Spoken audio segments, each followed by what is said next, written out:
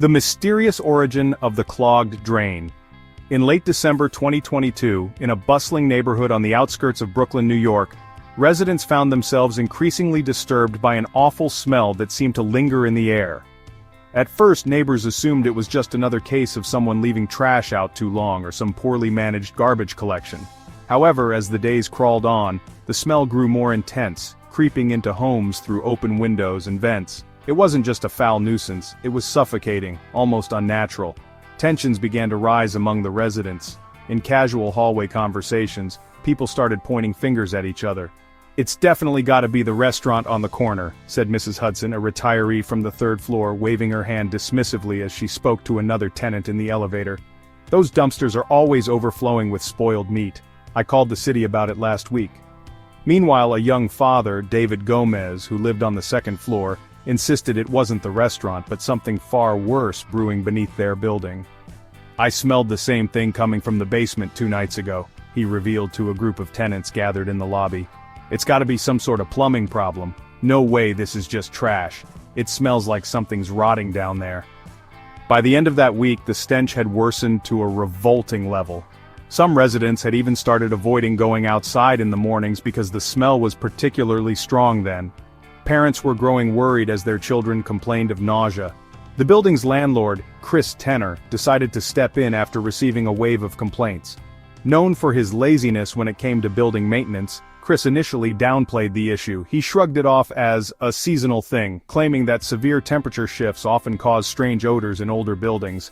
But now, with the smell threatening his tenants' sanity, Chris begrudgingly called in a drain cleaner named Eddie, a seasoned handyman who had worked on similar old New York apartment buildings many times before. Eddie arrived early one Saturday morning. The brisk winter wind cut through the neighborhood, and the snow piled awkwardly on sidewalks, reflecting the golden light of a rising sun. Eddie parked his rusted van near the building's service entrance, unloading a heavy toolbox and a motorized drain snake, while muttering to himself about people not taking care of their pipes. Chris greeted Eddie reluctantly, directing him through the damp basement corridors. The air down there was particularly still, and the smell, previously unbearable on upper floors, was nothing short of overpowering in this confined space. Eddie wrinkled his nose, but he wasn't new to dealing with bad smells. "Geez, you weren't kidding about the smell," he commented, shining his flashlight across the old rust-colored pipes lining the walls. Chris just grunted in reply, more focused on covering his nose with his scarf than responding. Eddie got to work near a narrow drain system along the far wall. The clogged area seemed to be in one of the main wastewater pipes. "This is a bad one, I'm telling you," Eddie muttered as he assessed the situation. He started feeding the drain snake into the pipe, adjusting as the machine struggled to move forward against an unusual blockage. His movement slowed when the tool suddenly stopped, hitting something hard, something that didn't feel like a typical clog. He frowned, turning off the machine. Curious and slightly uneasy, Eddie grabbed his tools and plunged his gloved hands into the murky, icy water pooled around the pipe. As he began to pull up fragments of the blockage, his hand brushed against something oddly textured. It was slippery, yet rigid. "What the hell is this?"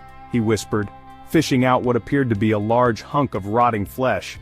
Eddie was no stranger to weird discoveries in city plumbing. Animal carcasses, wads of fabric, and even kids' lost toys often turned up in backed-up drains. But this was different. The flesh smelled putrid and had streaks of dried blood still visible beneath the grime. He pulled it closer under the flashlight and froze when he saw shards of what unmistakably looked like bone protruding from the edges. Something deep inside Eddie's gut told him this wasn't some prank or an unfortunate roadkill incident. He dropped the chunk of flesh back into the water in shock. His face turned pale as he wiped his damp gloves on his overalls, his breath coming faster. Looking to Chris, who stood a few feet away nervously fidgeting with his phone, Eddie called out, "Hey, Mr. Landlord, you're gonna want to see this. And maybe call the cops." Chris hesitated, the color draining from his face as he nervously approached. "What is it? Please tell me it's just a dead rat or something." "It's not a rat," Eddie replied darkly, pulling out another piece of the blockage. This time it was even worse. A clump of hair attached to a patch of human scalp. Chris stumbled back, gagging as the stench in sight overwhelmed him. Eddie stood up straight, wiping his sweaty forehead despite the cold atmosphere. He locked eyes with Chris and said grimly, "You better get the authorities here fast. I think we just found something a hell of a lot worse than clogged pipes." The gruesome discovery. A body in the drain. When the police arrived at the building's dingy basement on that freezing December evening, the smell hit them like a ton of bricks. Officers Miguel Ortega and Sarah Collins, both seasoned detectives from the New York City Police Department, exchanged uneasy glances as they stepped into the poorly lit corridor. The air was thick with the stench of decay, a smell neither of them ever got used to despite years on the force. "Jesus, it's worse than I imagined," Ortega muttered, pulling his scarf tighter over his face. "Worse than the garbage docks on the west side," Collins replied, keeping her flashlight steady as she scanned the walls and floor. "If we're smelling it this strong, whatever's in that pipe has to be fresh." Eddie, the drain cleaner, stood a few feet away, nervously fidgeting with his gloves. He was still pale, his earlier composure shaken from what he'd uncovered. He pointed toward the open drain where the blockage had been partially cleared. "It's in there. I didn't want to pull out too much more. You'll see why in a second," Eddie said, his voice uneven. Collins lifted an eyebrow, approaching the pipe cautiously. She turned to Ortega, her partner. "You ready for this?" "Yeah," Ortega said, though his tone lacked confidence. "Let's do it. But God help me if it's another raccoon messing with us." Eddie shook his head vigorously, stepping back. "It's not a raccoon, I can promise you that." With a resigned shrug, Collins crouched down, using her gloved hand to sift through the murky, foul-smelling water pooling around the drain. She winced as her fingers brushed something fleshy and unnaturally soft. Slowly pulling it out into the light, she froze the moment the object became visible. A gelatinous pale chunk of what looked like human tissue sat in her palm. Blood and grime clung to it, and from one side extended an unmistakable sliver of yellowed bone. "Oh my, this is human," Collins whispered, holding it closer to her flashlight. "You sure?" Ortega asked, leaning over her shoulder, though the look on his face suggested he was already convinced of her assessment. She shot him a look. 100%. Eddie spoke up, his voice trembling. "That's not even the worst of it. Look over there." He pointed to a pile of debris he'd set aside earlier, bits of fabric, more unidentifiable tissue, and the telltale graying strands of what could only be human hair. The piece de resistance, however, was a clump of what unmistakably appeared to be part of a human scalp, complete with matted, blood-soaked hair. Ortega stepped back instinctively, raising a hand to his nose and mouth. "Oh hell no, that's not something out of a damn health textbook," he said, his voice edged with shock. "How long do you think this has been sitting in here?" Collins placed the tissue chunk back and pulled herself to her feet. "Not long if the smell is this bad," she replied grimly. Whatever this was, happened recently." She turned on Eddie, who was still shivering a few feet away. "You said you didn't touch anything else in here, right?" "Not a damn thing," Eddie stammered. "I knew as soon as I pulled that out that this wasn't some kind of normal clog. I swear the moment I saw it I knew this is serious. It's not like I don't see weird stuff in drains all the time, but this is messed up." "You were right to call us," Collins said, nodding. "Don't go anywhere. We'll need your statement after this." Ortega sighed, his breath visible in the cold basement air. "You think this is a one-off, or is there more where this came from?" Collins didn't respond immediately. Instead, she returned her flashlight to the drain's dark opening, scanning the murky depths inside. Her heart sank when she caught the faint glimmer of something metallic, like a zipper, half buried in the sludge further down the pipe. "Oh, there's more," she muttered.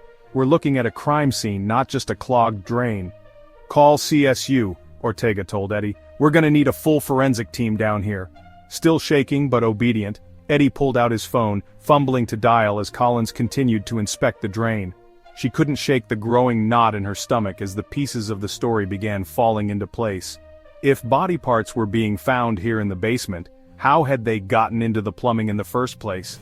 And more importantly, why had no one reported a missing person? The forensics team arrives within an hour. The basement was swarming with activity. Blue and white police tape lines cordoned off the area, while photographers and forensic analysts meticulously documented every grim detail. Large fans were brought in to dissipate the unbearable smell, though it did little to ease the queasiness etched on every officer's face. Collins watched as one of the technicians used a pair of long metal tongs to extract more pieces from the drain. They placed each fragment carefully into evidence bags, which were sealed immediately to preserve any DNA or other forensic materials. It didn't take long for them to piece together a horrifying realization. The remains weren't from just one person. "Detective, we've got multiple tissue samples here," one technician reported, his face pale. "Different stages of decomposition too. This isn't one victim, we're looking at more, probably several. Jesus Christ, Ortega muttered, pacing the room. How the hell does this happen here in freaking Brooklyn? This isn't some backwoods horror movie, it's New York. Welcome to the city that never sleeps, Collins replied sarcastically, though her tone lacked levity. Apparently, our killer didn't sleep either. The evidence piling up suggested the gruesome truth. Someone had been using the building's drainage system to dump body parts. The questions were endless. Who could do something this sick?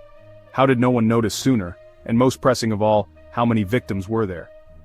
Collins drew a deep breath, turning to Ortega. We need to interview every tenant in this building, starting with the guy who lives closest to this drain. Yeah, Ortega replied.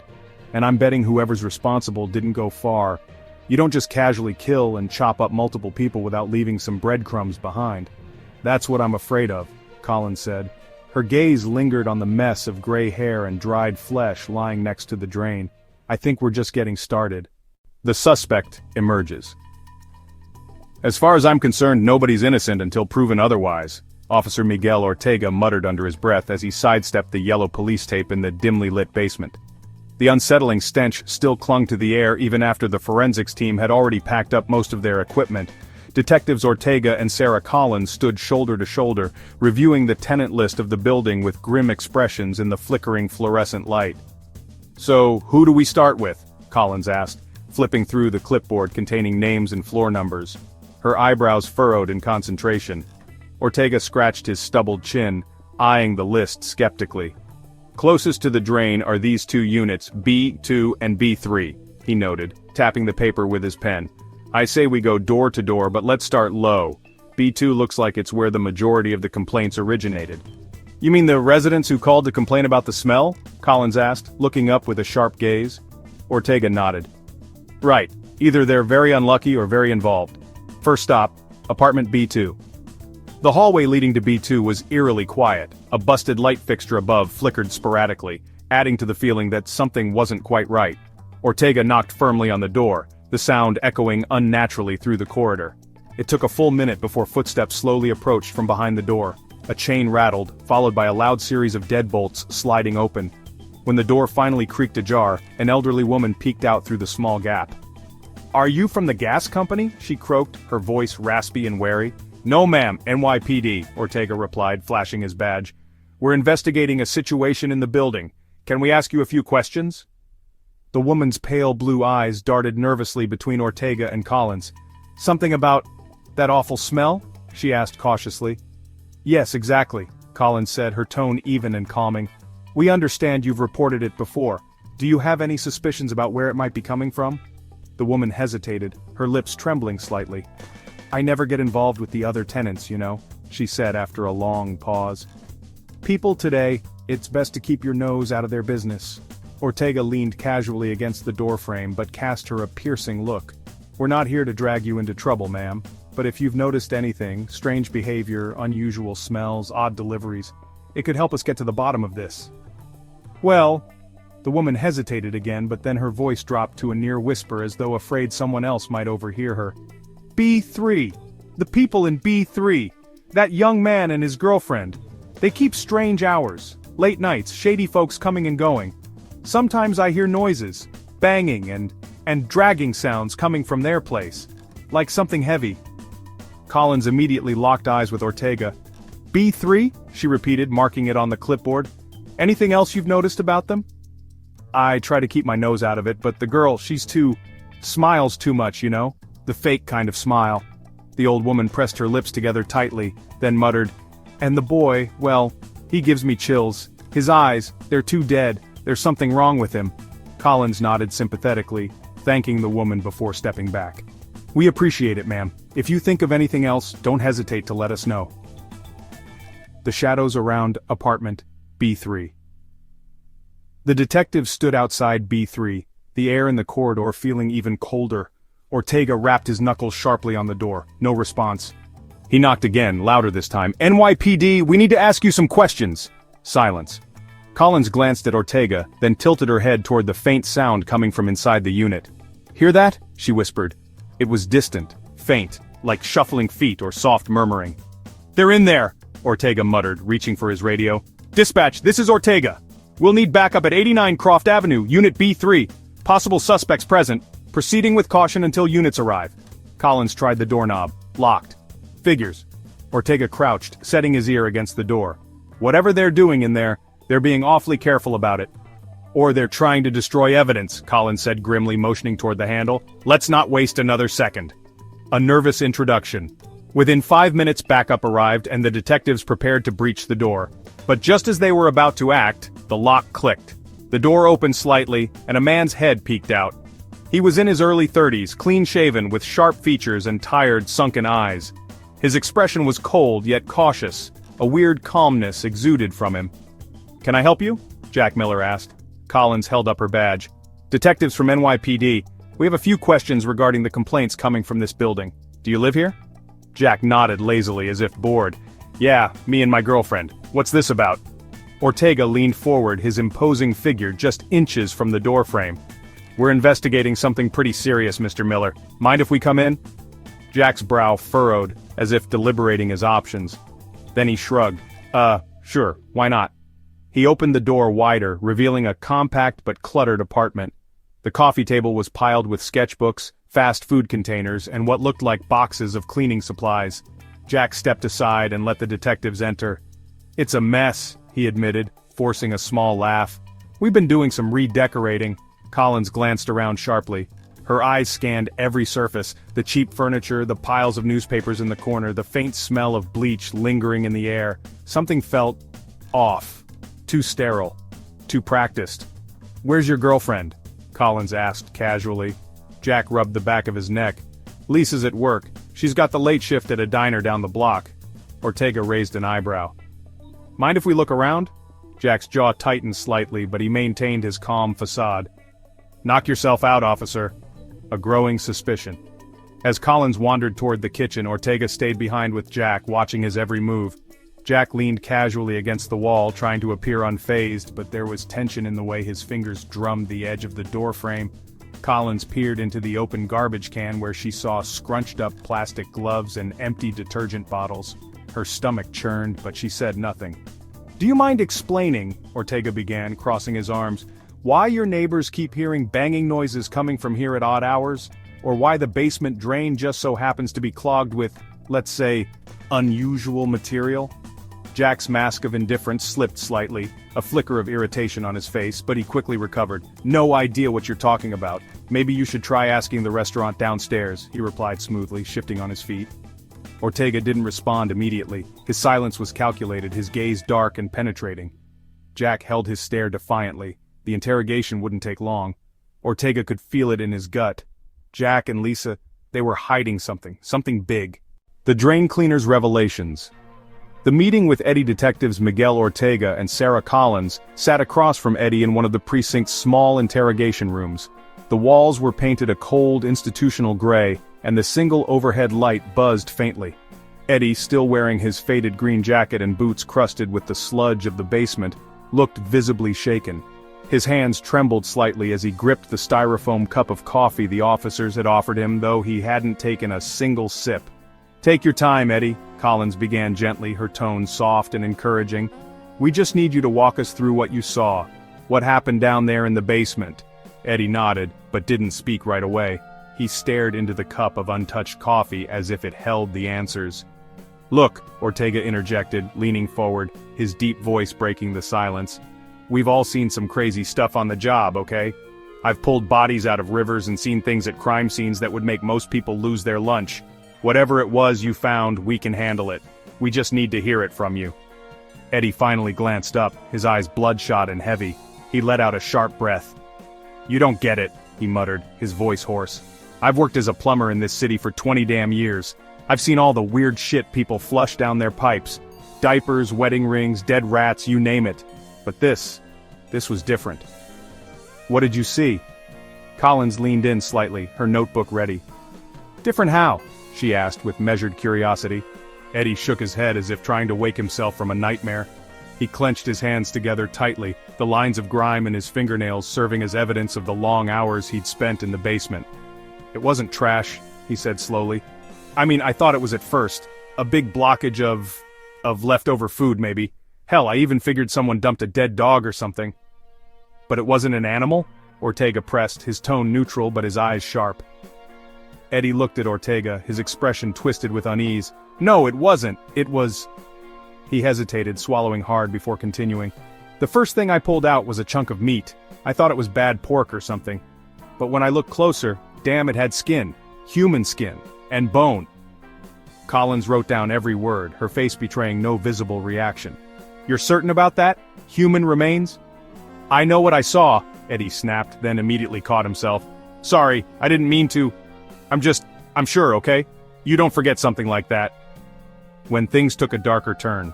Anything else you pulled out of the drain? Ortega asked, his voice steady. Eddie nodded, his lips tight. Yeah, hair, clumps of it, and not from a dog or a cat. Long dark hair. I found chunks of scalp attached to it. That's when I realized this wasn't some messed up prank or roadkill. It was murder. Collins and Ortega exchanged a quick glance. It wasn't the first time they'd encountered a killer who tried to dispose of bodies by unconventional means, but flushing human remains down the building's plumbing system, that was rare, even for New York. Why didn't you call it in right then and there? Ortega asked, his tone growing more direct. I was about to, Eddie confessed, his hands tightening around the coffee cup again. But I didn't feel safe. When I found the scalp, I told the landlord to come have a look, and that's when I saw him. Saw who? Collins asked. A suspicious encounter. Him, Eddie repeated, his voice lowering conspiratorially as if the walls themselves were listening. Tall, thin guy with dark hair, maybe early 30s. He was lurking near the basement door like he was watching me. Did you talk to him? Ortega leaned forward, his penetrating gaze fixed on Eddie. No, Eddie said quickly and instinctively. I didn't talk to him. He didn't exactly seem friendly. He looked at me, just for a split second, but there was something wrong about him. Cold. Like he didn't care that I was pulling body parts out of his drain, like he'd already known they were there. Okay, did you get a good look at him? Can you describe anything else? Collins asked, her pen poised. Yeah, Eddie said, squinting as if replaying the moment in his mind. He was wearing a brown jacket, looked kind of ratty, had these deep-set eyes, real dead-looking, you know what I mean? Like he wasn't all there, and his hands were in his pockets the whole time, like he didn't want anyone to see them. Did he say anything? Ortega asked. No, Eddie replied, shaking his head. But right before he walked away he smirked at me, like he knew a secret I didn't. Sent chills right down my spine. Collins jotted down notes frantically, her own face locked in concentration as she absorbed every word Eddie said. A critical detail revealed. After that I cleaned up what I could and called you guys, Eddie said, his voice faltering slightly toward the end. Before he left, Collins interrupted gently. Did this man, the one in the basement, go anywhere specific? Did you notice what direction he went? Eddie hesitated for a moment, then nodded. Yeah, he went up the service staircase. Could have been heading to any floor, but the direction he was moving in, it felt sure, like he already knew where he was going. That's good, Collins assured, giving him a tight smile. Anything else you remember, no matter how small, could help us. Well, Eddie hesitated again, his brows furrowing as he seemed to recall something. After he disappeared, I overheard him on the phone. I couldn't catch everything, but he said something like, "It's taken care of for now." And then he got quieter. I didn't want to stick around and listen after that. Ortega scribbled something quickly on his notepad. All right, Eddie, you've done a good job talking to us. We're going to keep you safe. If anyone else approaches you or threatens you, anything, you call us immediately. Eddie gave a solemn nod but didn't look convinced. Do you guys think this is some kind of killer, like one of those serial creeps you see on the news? Collins broke eye contact, her lips pursed. We don't jump to conclusions, she said, her words slow and careful. But we'll find out. Eddie's farewell.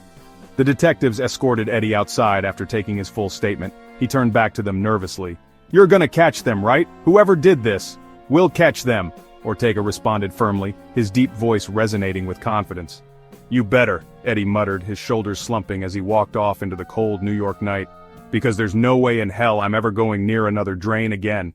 The pursuit and thorough investigation. We're burning daylight. Detectives Miguel Ortega and Sarah Collins didn't need to exchange more than a glance to know where their investigation needed to head next. With the information Eddie had provided, paired with the strange tension in Jack and Lisa's apartment, the urgency was palpable. Back in the precinct bullpen, Collins pulled up a detailed map of the building and pinned it against the corkboard in their shared workspace. All right, she began, circling key areas surrounding the drain system. We've got two problems to solve. One, She tapped her marker on the basement corner. How did body parts end up clogging this drain? 2. Her focus shifted to the rest of the map. How far does this thing go? Could this be connected to other incidents we're not seeing yet? Ortega leaned back in his chair, sipping a now cold coffee that had been abandoned during the morning chaos. Let's start with what we do know. Our witnesses point fingers at Jack and Lisa in B3, and something about that jackass doesn't sit right with me. He tossed a printed tenant record on the desk.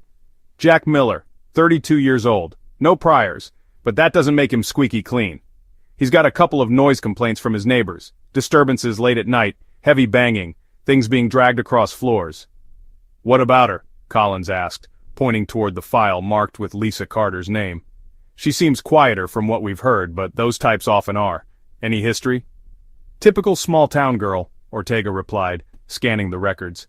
Moved to the city 3 years ago, waitressing jobs here and there, nothing remarkable on paper. Only thing is, he paused, eyeing the last line of text in her file. She doesn't have a listed next of kin or emergency contact anywhere. That doesn't give us much, Collins sighed, but her shoulders straightened as she glanced at the nearby stack of reports gathered by CSU. But this does. Let's start connecting dots. The forensic clues. The basement of 89 Croft Avenue had been transformed overnight into a full-scale forensic operation.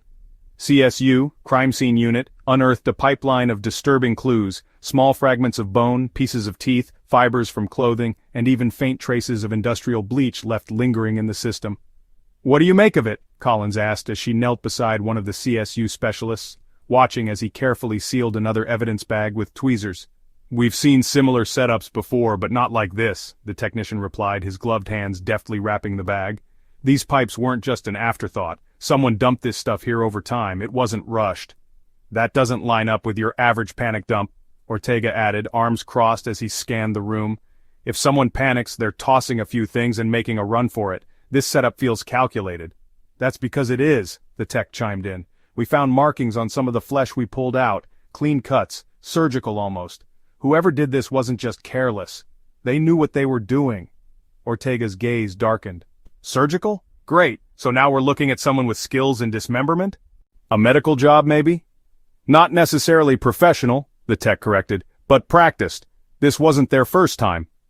The search warrant armed with more evidence and mounting suspicions. Ortega and Collins moved quickly to obtain a search warrant for Jack and Lisa's apartment.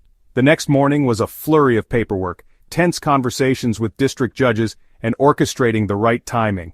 By mid-afternoon they were standing outside the unassuming door of B3, surrounded by a SWAT team ready to breach. Remember, Collins said to the team as the battering ram came forward, we're not just looking for blood. Small things matter. Anything that connects locations, tools, victims, keep your eyes sharp. The ram smashed through the cheap wooden door, sending splinters flying into the dimly lit apartment. What greeted them was unnervingly still. Jack and Lisa were gone. Clear, an officer called from the bedroom. Clear, another voice echoed from the tiny kitchen. Collins stepped inside, her eyes scanning over the mildly cluttered space. It wasn't much different from their earlier visit.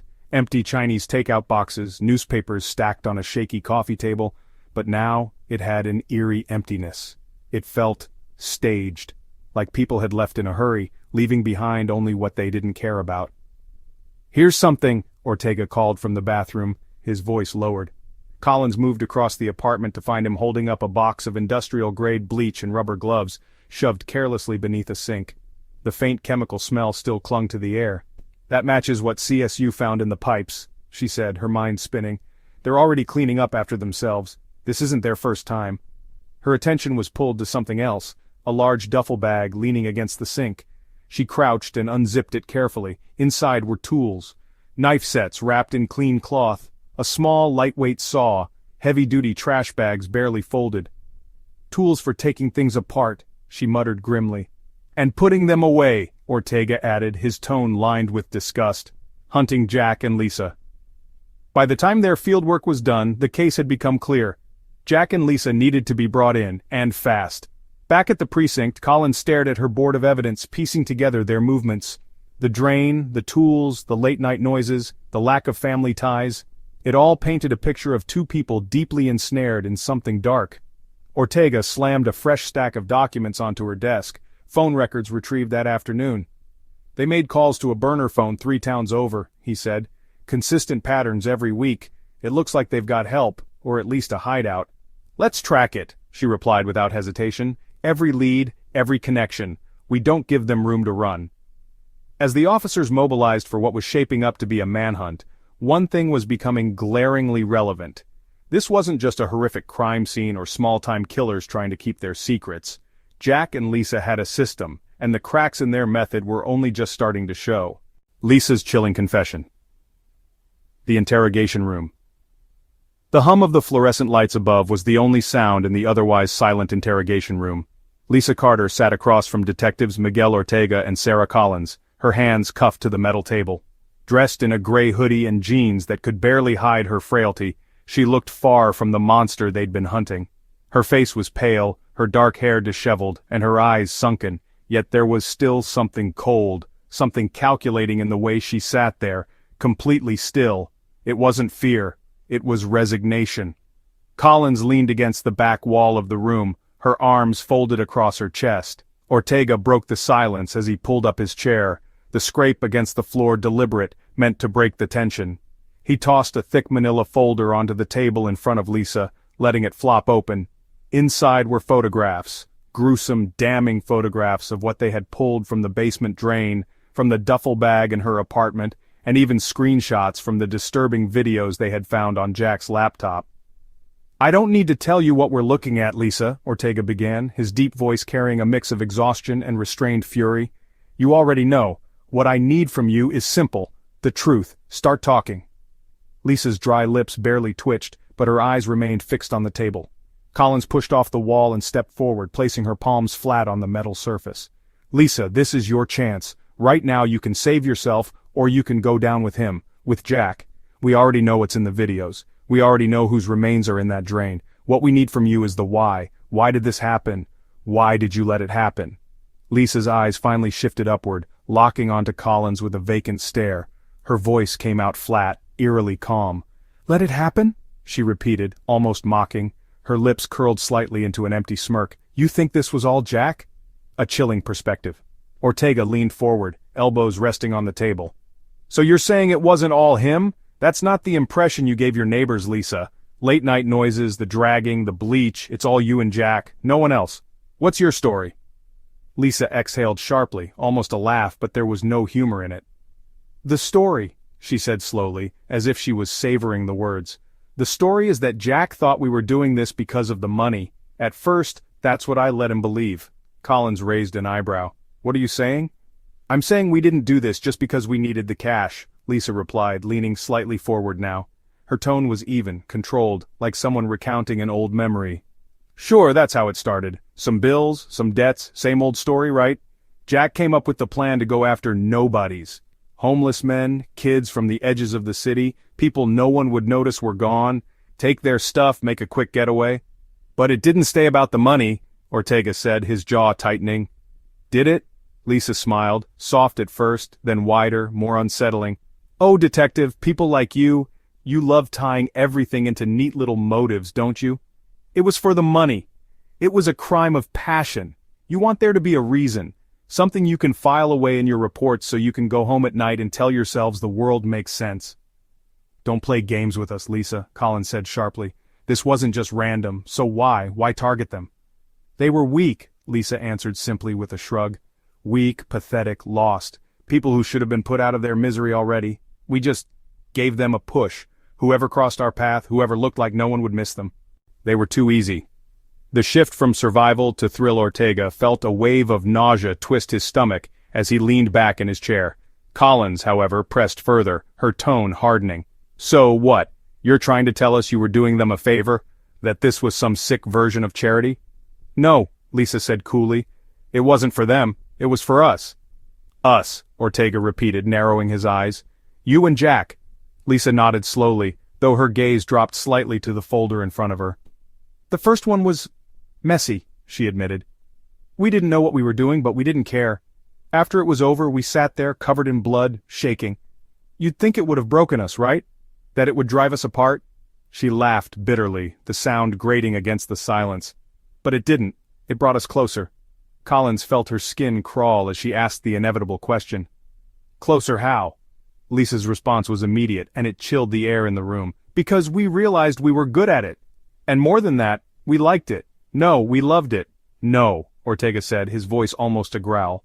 You're not going to sit there and tell me you loved cutting people into pieces, flushing them down drains like garbage. Lisa met his eyes, her gaze cold and unwavering. Why not? You've seen the pictures, haven't you? You think we kept pieces of them just because we were sentimental?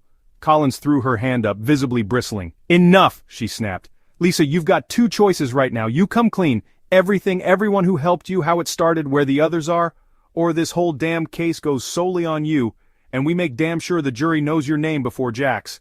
Do you really think he's going to protect you? Do you really think he's not throwing you under the bus as we speak? The confession begins. Lisa's demeanor finally cracked, just a little. Her smirk faltered, her fingernails tapped nervously against the table. Jack wouldn't, she faltered, then stared at her reflection in the steel table. For the first time her voice sank to a whisper. Would he? Collins exchanged a glance with Ortega, sensing an opening. He absolutely would, Collins said evenly. You know he would. He's already painting you as an accomplice, Lisa. He's already talking, right now. If you think protecting him will keep you safe, you're a bigger fool than he is. Lisa was silent for a long moment, her fingers still. Then, slowly, she straightened her back, her voice colder than ever but strangely calm now. Fine, she said. What do you want to know? Everything, Ortega said bluntly. Who helped you, where the other victims are, and why. No games. Lisa exhaled, her shoulders sagging just slightly. Her answer, when it came, was emotionless, as though she were reading aloud from a grocery list. 6 people. That's how many, homeless, all of them. Easy targets. We'd take them up to the apartment, tell them we had a job or food for them, make them comfortable, then... She dragged her words out, savoring the tension. Then we took care of them. That's not taking care of them, Ortega snapped. That's torture! Lisa smirked again, her face regaining its icy composure. Call it what you want. Keep talking, Collins demanded. Where's Jack now? Oh, you'll find him soon enough, Lisa replied, almost casually. But I promise you, detective, you won't like what he has to say. Jack isn't one for loyalty. A chilling silence. The room went silent, the weight of Lisa's words pressing down like a storm cloud. For Collins and Ortega, one thing was clear. They weren't just dealing with murderers. They were dealing with monsters. The couple's targets, vulnerable victims inside the interrogation room. The room smelled faintly of bleach and cold steel. Lisa Carter sat with her hands cuffed to the table, her dark eyes trained on Detective Collins, but her expression betrayed no emotion. Detective Ortega paced behind Collins, the sound of his boots on the tiled floor sharp and deliberate, as he processed Lisa's latest confession. You're saying your victims weren't chosen at random? That these people were targeted specifically? Collins leaned forward, her tone calm, yet pointed. Break it down for us, Lisa. Why them? Lisa tilted her head, almost amused by the question. Why not them? She replied, a faint smirk tugging at the corners of her mouth. The world threw them away. I mean, look at them, the folks in shelters, sleeping under bridges, begging for scraps. No one notices when they disappear. Hell, no one even notices when they're there. We're not asking about what the world thinks, Ortega cut in, his tone sharp as a knife. We're asking about you. Why pick these people to kill? Why go after the vulnerable? Lisa shrugged as though the explanation was obvious. Because they're easy, she said flatly. Think about it. For as long as humans have been around, the strong prey on the weak. A lion doesn't chase gazelles faster than it, detective. It goes for the slowest one, the one limping. It's natural. Hunting Grounds Collins's chair scraped against the floor as she leaned back, giving Lisa a moment to let those words linger. Ortega stopped pacing, spinning around to face Lisa head-on.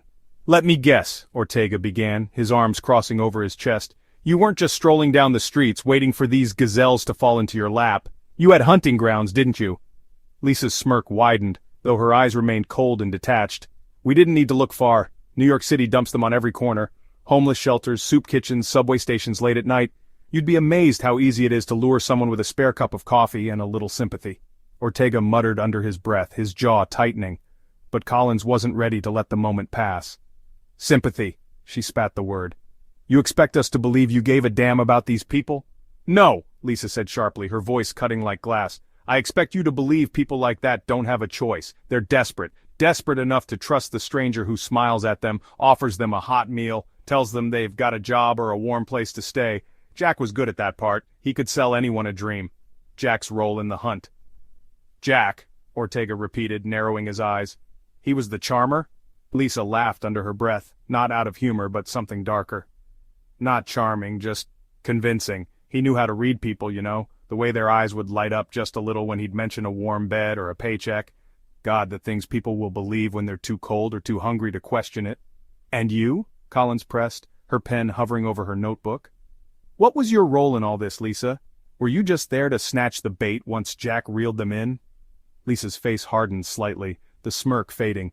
Oh no, I'm not a bystander in my own story, Detective, she said, her voice low and steady.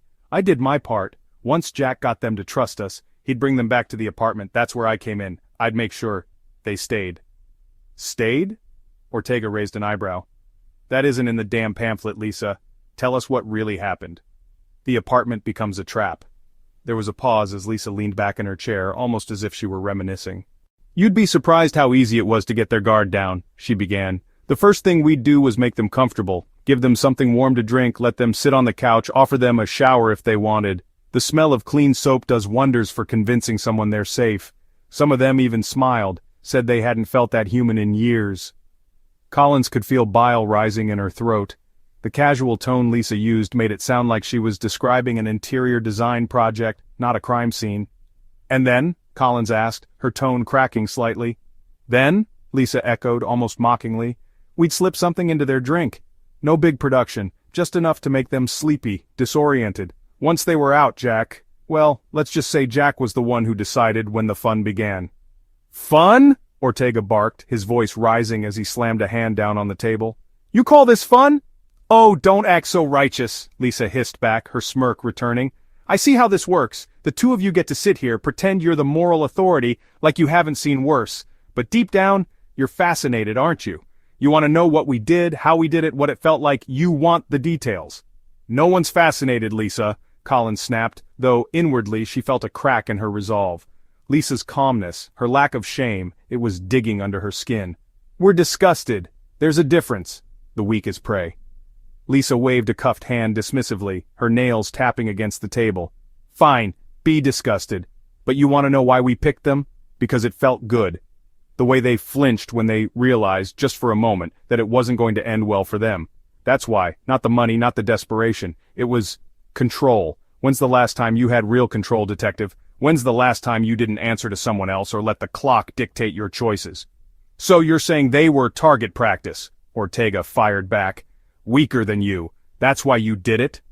Not just target practice, Lisa replied sharply. They made it easy. No one looked for them. No one called the cops. No tear-filled vigils or candlelit prayers. They were invisible, right up until they ended up in the drain. The justification. Collins felt her jaw tighten. You think you're some kind of philosopher, don't you? Justifying slaughter with fairy tale metaphors about nature and survival. There's nothing grand about what you did. It's pathetic. Lisa raised an eyebrow, her smirk unwavering. Spoken like someone who's never felt real power. But that's fine. I don't expect you to understand. People like you live in the rules. You're not like us. Collins leaned in, her eyes lighting with fire. No, Lisa, we're nothing like you. You pick on the defenseless. You twist their lives into something disposable. And that's why you're here, cuffed to the table, spilling your soul into my notebook instead of walking the streets targeting someone else.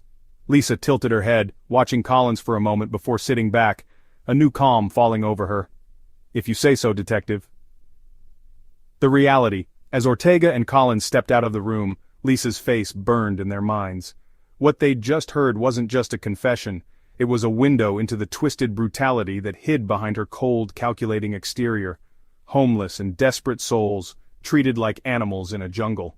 She's a predator, Ortega muttered as they headed toward their desks. Collins agreed, her voice barely above a whisper. And she picked a jungle no one watches. The crimes turn into pleasure. The shift in motive. From survival to joy. The interrogation room was silent except for the soft buzz of the overhead fluorescent lights. Lisa Carter sat across from Detectives Miguel Ortega and Sarah Collins, her posture loose, as if she were in no hurry to leave. Her cuffs clinked softly as she shifted in her seat, that infamous chilling smirk playing on her lips. You know, Lisa began casually, breaking the oppressive quiet, it didn't start the way you think. Her tone was conversational, almost as if she were reminiscing over an old memory. There was a terrifying calm in her voice. Collins leaned forward, her pen tucked away for the moment. She didn't want to miss a thing Lisa said. Ortega, standing near the corner of the room, crossed his arms and watched her like a predator sizing up prey. "All right, Lisa." Ortega's tone was sharp, but his attempt to control his disgust made his voice shake slightly. "Start talking. If it didn't start the way we think, then how did it start? Because so far you're not painting yourself as the victim in this story." Lisa smiled faintly at that, her dark eyes almost gleaming with a twisted spark of amusement. "It was Jack's idea at first. You know, the whole thing about taking whatever we could from people no one would miss. He always talked about survival of the fittest, about getting ahead." She paused, letting those words hang in the air. "At first, I thought it made sense. We had bills. Rent was overdue. It's always something, right?" She let out a dry, humorless laugh. "So it was about survival," Collins said, her voice calm but with an undercurrent of anger. "What changed?" Lisa tilted her head, considering the question like she was deciding how much of the truth to share. "The first time was messy," she admitted slowly, her voice almost reflective. "We didn't plan it out perfectly, we didn't know exactly what we were doing, but we got through it. And afterward we didn't feel guilt. Not like you'd think. We didn't stay up all night crying, wringing our hands, asking, 'What have we done?'" She smirked again. "No, it was intoxicating." Ortega uncrossed his arms and stepped closer. "Intoxicating," he repeated, his voice low with disgust. "That's a hell of a word to describe killing people." Lisa didn't flinch. "It's the right word," she confirmed. "There's this clarity you feel afterward. You realize you've crossed the line and nothing happens. The world keeps spinning. Nobody notices. Nobody cares. That's when Jack and I knew this wasn't just about money. It wasn't about scraping by. It was about something bigger, something deeper." "You're talking about murder like it's a hobby," Ortega snapped, slamming his hand down on the table. "That's what it became," Lisa replied smoothly, unfazed by his aggression. "A hobby, a thrill, something that made the days feel less empty." The desire for control. Collins caught her breath and leaned closer, trying to wrest control of the conversation. "What kind of person needs to kill to feel alive?" she asked sharply, trying to pierce through Lisa's calm facade. Lisa's eyes darted to Collins, her smirk widening like someone revealing the punchline to a dark joke. "It's not about needing to kill, Detective. Let me ask you something. Have you ever had real power? Not in the life or death sense, but the kind of power that makes you feel untouchable? Like all the rules suddenly don't apply to you?" Collins didn't answer. Ortega sneered. "Let me guess. That's how you justify this? Killing people gave you that kind of power, so it's all excusable." Lisa shrugged. "Call it what you want, but yeah, that's what it was. The high isn't from the act itself. It's from knowing we could do it. Knowing we got away with it every single time. Once you realize that, it becomes addictive, I guess. The planning, the execution, the cleanup, even the silence after. It all feeds the same beast. Addictive. A freaking beast," Ortega muttered under his breath, shaking his head in disbelief. He turned to Collins. "This woman isn't just a killer, she's a damn psychopath." The role of the relationship. Collins caught the small twitch in Lisa's expression at Ortega's words. "And where does Jack fit into all this?" she asked softly, steering the focus back. "You said this started as his idea, but it sounds like you evolved it." Lisa's face shifted slightly, her smirk tightening into something harder, colder. "Jack and I were good together. We balanced each other out.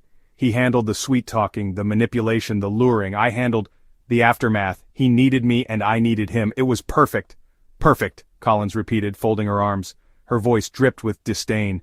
"Because you could cheer each other on while you slaughtered people?" "To put it bluntly, yes," Lisa replied, unbothered. "Most couples bond over a trip to Paris or a shared pet.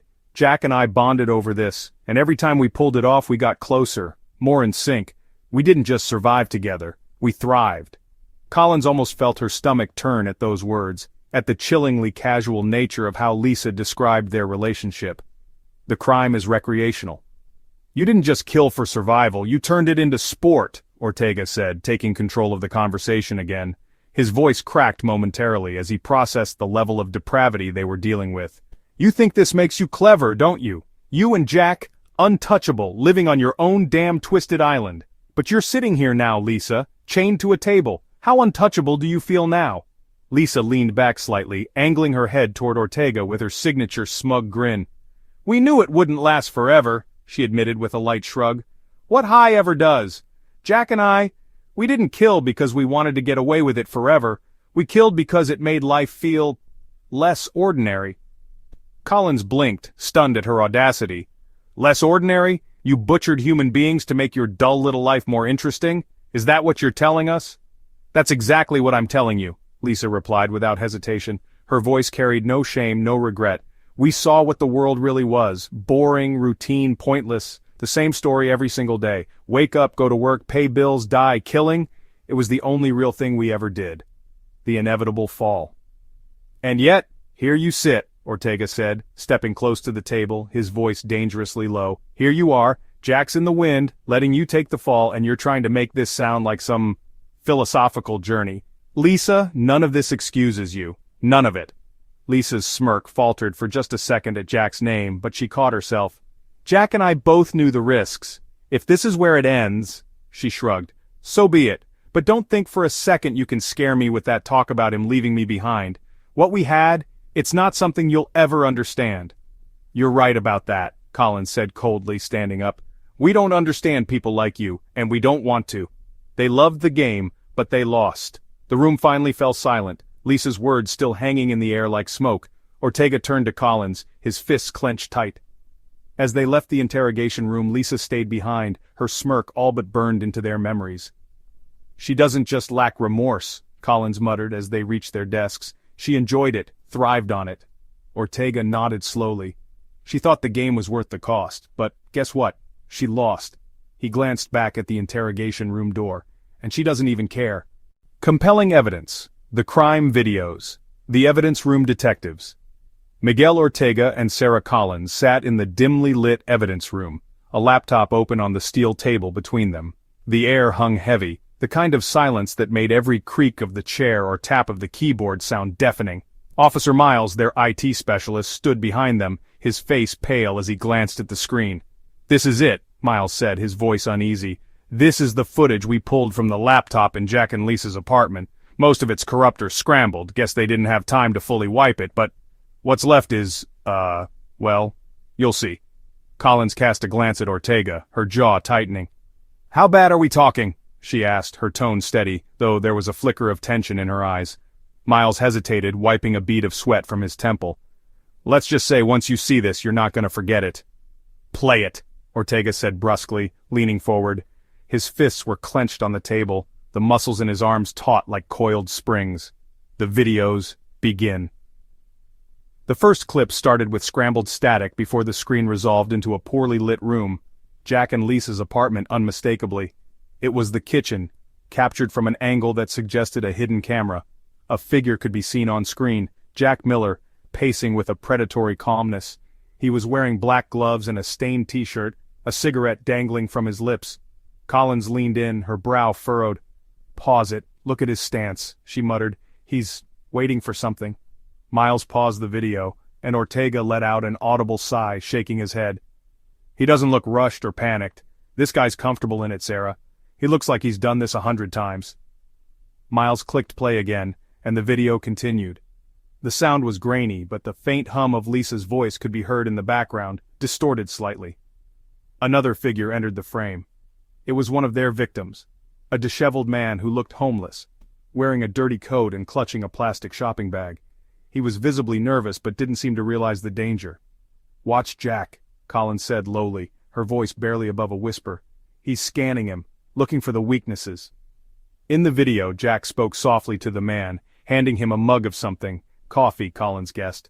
The man laughed faintly, his demeanor relaxing slightly as he sat down at the small kitchen table. It was disarming, welcoming, normal.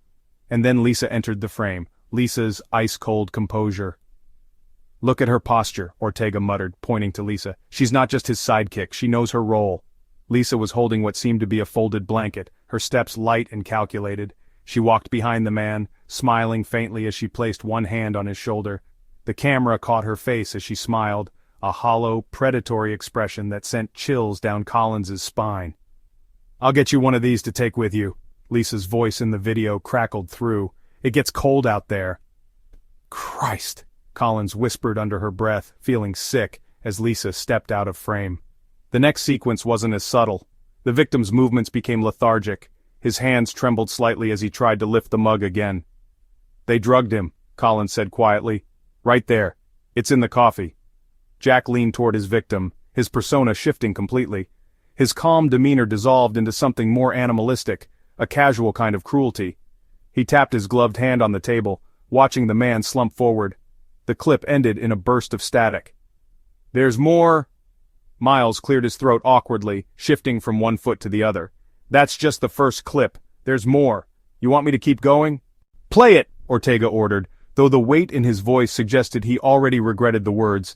The next clip began instantaneously, the same shaky footage but now in the apartment's living room. The man from the previous clip was lying on the floor, barely conscious. Lisa was standing above him, holding what appeared to be a small utility knife in her hand. She turned to Jack, whose face twisted into something resembling delight. "You sure about this one?" Jack's voice crackled through the speaker. "Looks like he wouldn't last too long anyway." "We'll make it quick," Lisa replied, crouching down. She tilted her head slightly, staring at the camera as if she knew it was there, as if she were speaking directly to whoever would eventually watch the footage. Her voice was calm, collected. "Quick, but memorable.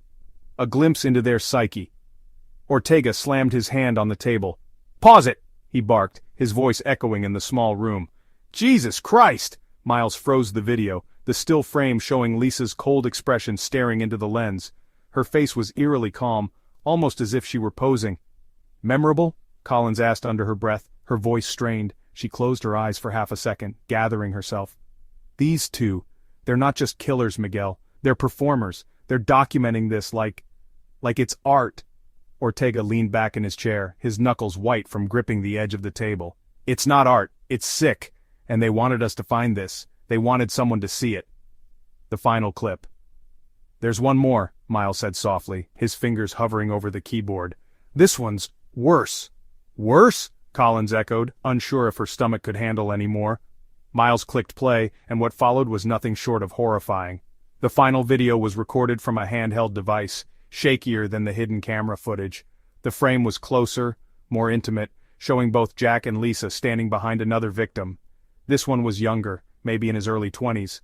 His face was turned away, but his muffled cries of fear filled the space. "You have any idea how lucky you are?" Jack's voice came through, cold and taunting. He leaned close to his victim, grabbing his hair and forcing him upright. "Lisa's the one who picked you." Lisa stepped closer to the camera, her expression unreadable. "You're just a face in a crowd," she said softly, almost as if she were comforting him. "And when we're done, you'll be a name no one remembers." The video blurred as the scene became more chaotic, noises of struggle, the victim's desperate sounds, Jack's laughter, Lisa's silence. Then, abruptly, the camera fell sideways, resting at an angle that still captured them, their silhouettes against the dim apartment light. The footage abruptly cut to black, the moment it sank in. The room went silent as the video ended. Miles slowly closed the laptop, unable to meet Collins or Ortega's eyes. They documented everything," Collins said quietly, almost to herself. "All of it, like trophies." "They weren't just murderers," Ortega muttered. "They were sadists. This wasn't just practical, this was their legacy." Collins finally turned to Miles. "We need forensic copies of all of this, every second. Get this to the DA. These videos, they're everything we need." Miles nodded stiffly, stepping out of the room. Ortega and Collins sat there for a long moment, their minds heavy with what they'd just seen. "This isn't over." "She didn't just confess to us," Collins said finally, breaking the silence. "She confessed to the camera, to the world. She wanted this part of her story to survive." "Yeah," Ortega agreed, his tone laced with anger. "And now it's our job to make sure it buries her." Public outrage and the death sentence. The trial of the century begins. The courthouse buzzed with tension. News vans lined the streets outside, their satellite dishes pointed like weapons toward the gray sky. Protesters held signs aloft, some demanding justice for the victims while others condemned the death penalty altogether. It was chaos outside, but inside the courtroom, an eerie silence hung in the air. Detective Miguel Ortega adjusted his tie as he entered the courtroom, glancing briefly at the packed gallery. Sarah Collins was already seated at the prosecution's table, flipping through her notes. The back of the room was stuffed with reporters, their pens poised to capture every word, every facial twitch. "It's a circus out there," Ortega muttered, leaning toward her. "Let them watch," Collins replied calmly but firmly. She didn't look up, her pen scratching quickly across the paper. People want answers, and they deserve to see these two monsters go down. Lisa on trial. All eyes turned when Lisa Carter, dressed in a plain gray jumpsuit, was escorted into the courtroom. Shackles clinked with every step, but she moved with a deliberate calm, her head held high.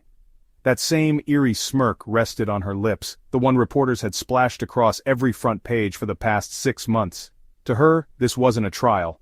It was a show. Sitting at the table next to her court-appointed lawyer, Lisa turned her head slightly, scanning the crowd.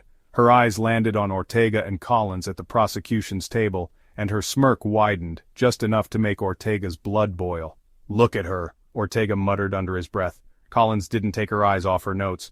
"Don't let her get to you, Miguel. She's playing games, but by the end of this, it won't matter. The jury's already disgusted just seeing her walk in."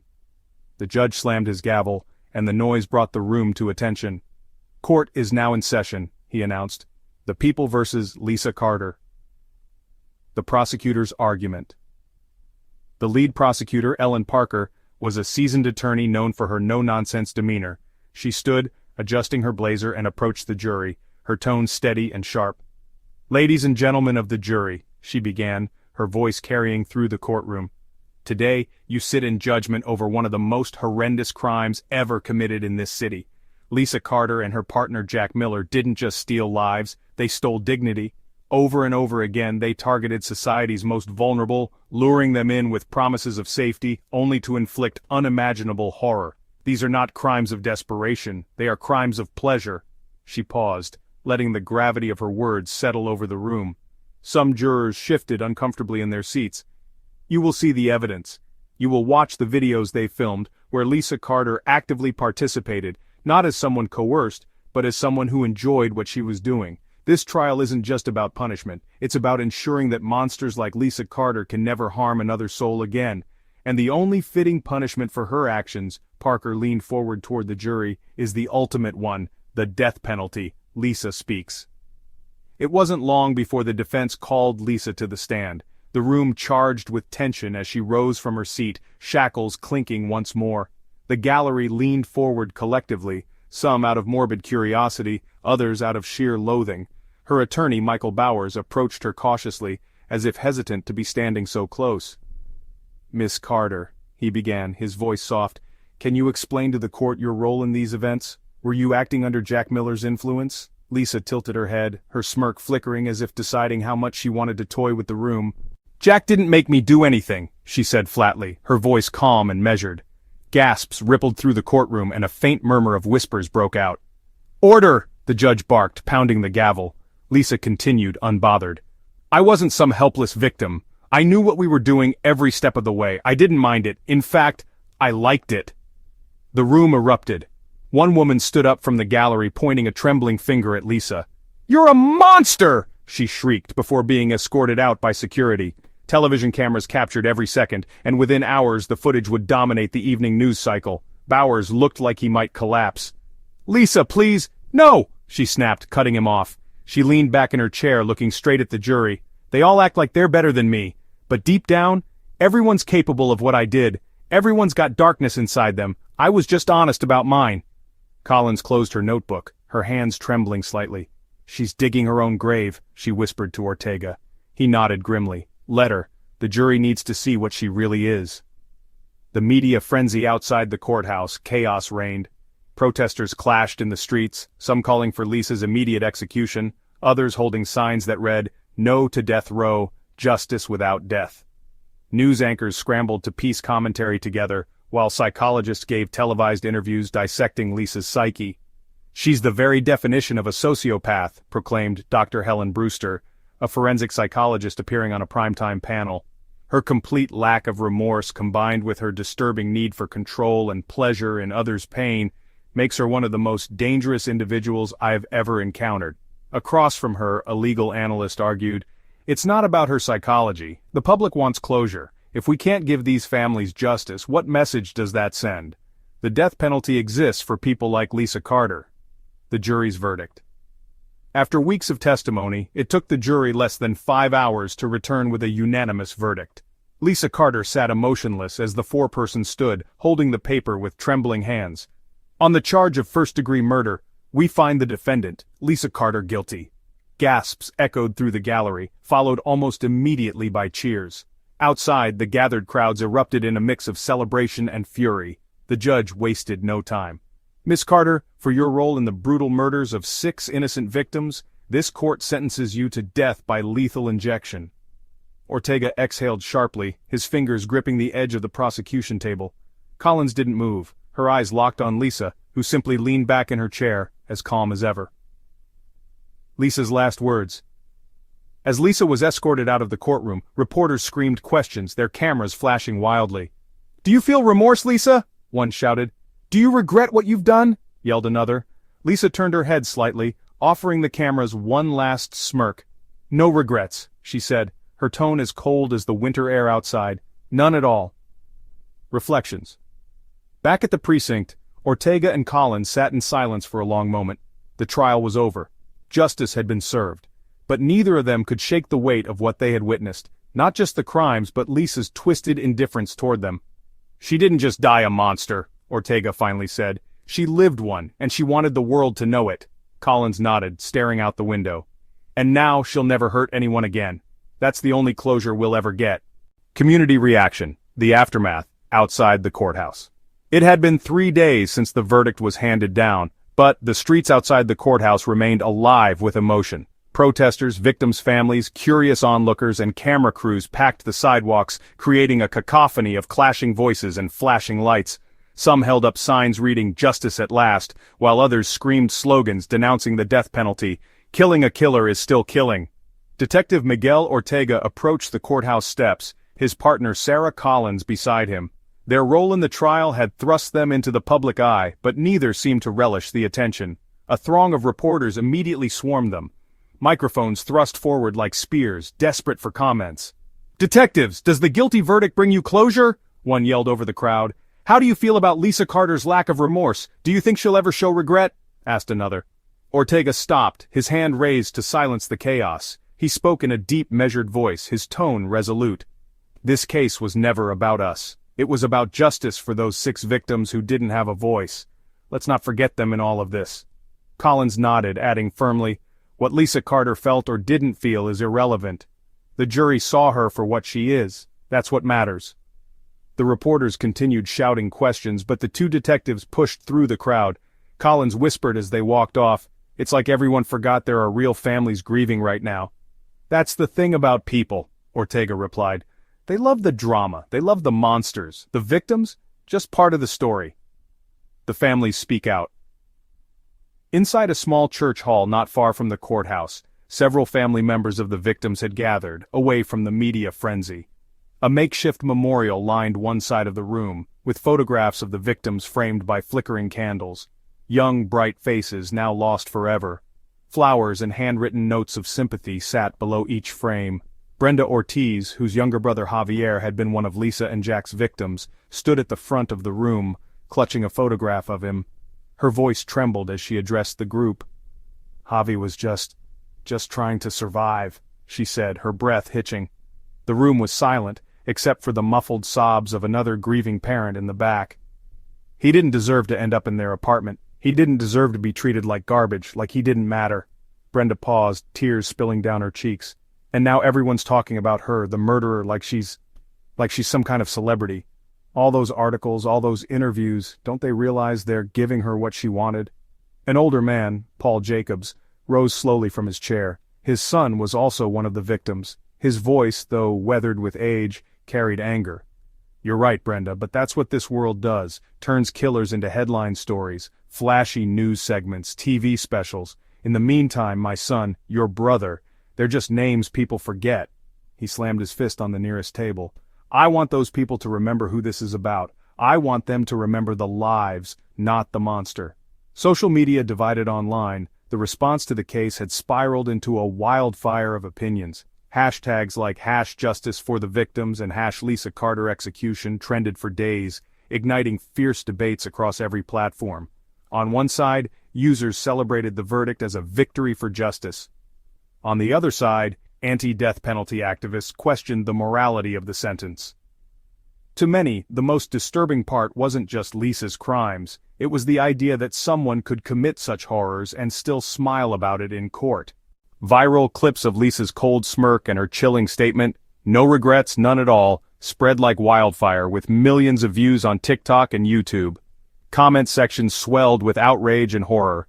A neighborhood forever changed while the internet raged. The neighborhood where Jack and Lisa's apartment had been located remained eerily quiet.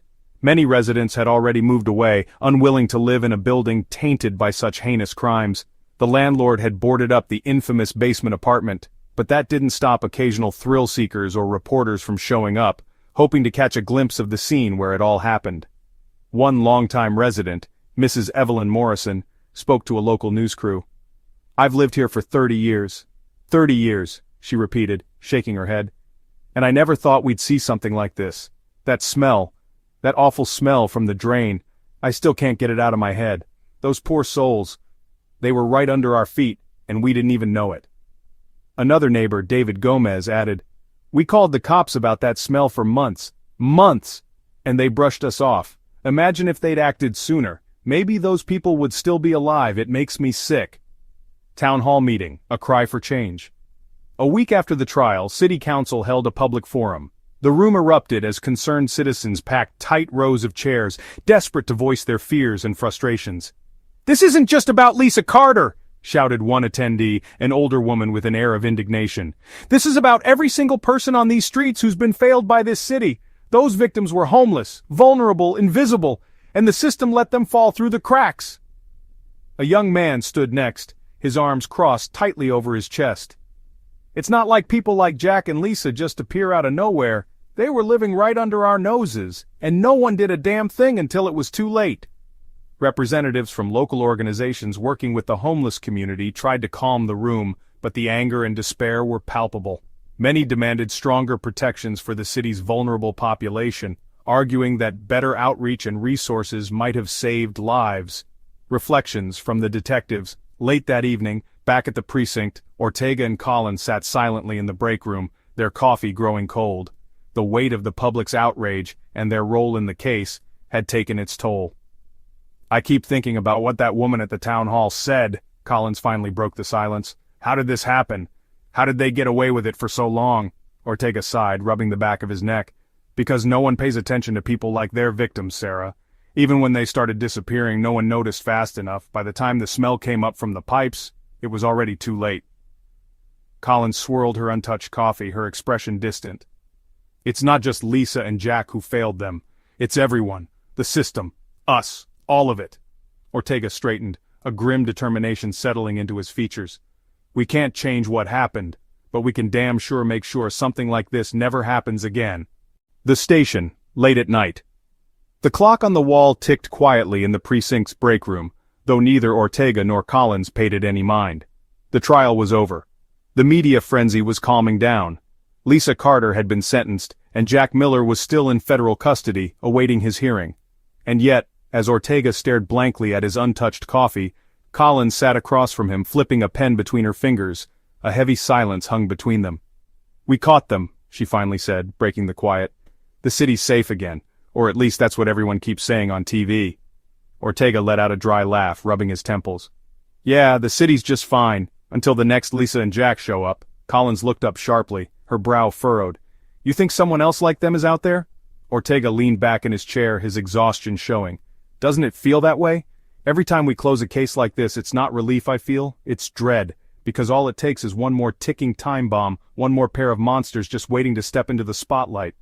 Reflections on Lisa's psychology. Collins placed the pen down, folding her hands in front of her. "Lisa wasn't just someone broken, though. People keep trying to blame her childhood or bad luck or bad influences, but that doesn't explain her." She hesitated, then added, "This was a choice, Miguel. Every single thing she did, it was purposeful, calculated." "I know," Ortega said, his voice low. "That's what scares me. You look at people like her, and you want to believe they're born that way, that it's rare, unnatural, but I don't think that's the truth. I think Lisa became who she was because no one stopped her when she started. No one saw her." Collins nodded slowly, her stare distant. "And Jack brought out the worst in her. You could see it in the evidence. Every time they got away with a crime, she dug deeper, pushed further, like she was testing how far the world would let her go. That's the part no one on the news will talk about." Ortega straightened in his chair, his voice growing harder. Where were we? Where was the system when their victims started disappearing? Months of reports, complaints about smells, strange noises, something being wrong in that building. And what did we do? Nothing. We show up when it's too late, when they've already got 6 bodies in the drain and grins on their faces in court. A system that fails its people. Collins leaned forward, resting her head in her hands. It's not just the police, Miguel. It's everything. Social services, shelters, mental health systems. We're stretched thin everywhere, so when someone like Lisa or Jack slips through the cracks, it just gets chalked up as another tragedy. Ortega shook his head, frustration etched on his face. They didn't just slip through the cracks, that's what everyone wants to say because it's easier, but Lisa and Jack didn't fall. They were ignored. Their victims, ignored. Nobody cared because the people they killed were homeless, forgotten. And invisible, Collins added quietly. They picked people no one checks on, no family looking for them, no friends noticing when they stopped showing up. That's why they got away with it for so long. Ortega's jaw clenched. And now everyone's walking around saying justice has been served because Lisa got the death penalty. But none of that brings back the men and women who trusted them, who thought they'd found a safe place for one night. He let out a bitter sigh. We failed. As much as everyone wants to cheer about the verdict, we failed them. A conversation about humanity's darkness. Collins looked at him thoughtfully. Do you think we're all capable of this? The darkness Lisa kept talking about in court, that everyone has it, but she admitted hers. Ortega stared at her for a moment before answering. I don't know. I'd like to say no. I'd like to believe people aren't like her. But maybe what Lisa understood, and what kept her calm this whole time, is that most people don't want to admit how easy it is to cross the line. All it takes is enough anger, enough desperation, or the right person pulling you down. Lisa didn't find the darkness. She embraced it, the way she and Jack fed off each other. That's what made the difference. Empathy, Collins offered softly, her voice tinged with sorrow. That's what draws the line, right? They didn't have it, Miguel. They didn't care about anyone but themselves. And if there's no empathy, there's no limit to what someone can do. Ortega raised his coffee mug but didn't drink. He swirled the liquid absently, his gaze distant. Just hope we don't live in a world where the Lisas and Jacks start outnumbering the rest of us. The public response, a wake-up call. As they spoke, the echoes of the city outside seeped into the precinct. The trial of Lisa Carter and Jack Miller had ignited widespread discussions, not just about justice, but about the growing cracks in society. City leaders pontificated on learning from failures in press conferences, promising reforms that often felt hollow. Protesters filled parks and squares, splintered into shouting matches between those decrying systemic failures and those discussing morality and capital punishment. On social media, endless debates raged. Lisa didn't just come out of nowhere. She's what happens when society ignores mental health and human decency for too long. We created her. You can reform systems all you want, but evil like hers doesn't come from the system. It comes from the person. Let's stop pretending she's the victim. Others centered around the victim's invisibility. We don't care about the homeless until it's too late. Are those 6 lives worth nothing until they're a headline? If we had treated those people, those humans, like they mattered, Jack and Lisa wouldn't have had the chance to do this. This isn't just their crime, it's ours. A broader lesson. Collins eventually tilted her chair back, breaking the tense mood. The scary part is, Lisa's not even unique, she murmured. There's hundreds of people like her waiting for their opportunity. If it's not murder, it's fraud, abuse, trafficking. Monsters don't start like monsters. They're shaped by the world around them. And unchecked, they thrive, Ortega said. He shook his head. Maybe the only difference between Lisa and others like her is Lisa wanted to be seen. She left her breadcrumbs to make a point. I just don't know what the point was. Collins exhaled heavily. Control, she said. It was always about control. Over her victims, over Jack, even over us during her trial. Lisa always wanted to hold the power, and she hated so much of the world for taking it away from her before she found this outlet, a call to act. The two detectives sat in silence for a beat as the weight of their words settled. Maybe it's time the world learned Lisa's real lesson, Collins said eventually. We can keep punishing monsters like her after the fact, keep telling ourselves justice is served, but until we stop creating a culture full of victims, people no one cares to protect or notice, the cycle keeps spinning. Ortega gave her a long, quiet look. Then, with bitter honesty, he replied, I think Lisa already knows the world isn't ready to change. That's why she smiled at her sentencing. She knows she won. Not while we're still on the job, Collins said firmly, her voice cutting through the hopeless mood like a knife. Not if we make damn sure she's the last one.